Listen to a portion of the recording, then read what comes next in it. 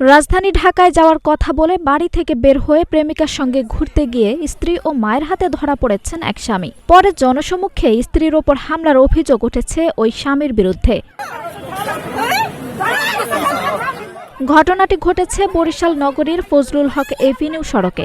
৫ জানুয়ারি দুপুরে এ ঘটনা ঘটে। ভুক্তভোগী গৃহবধূ আখি বেগম অভিযোগ করে বলেন, স্বামী রবিউল ইসলাম তাকে জনসম্মুখে মারধর করেন।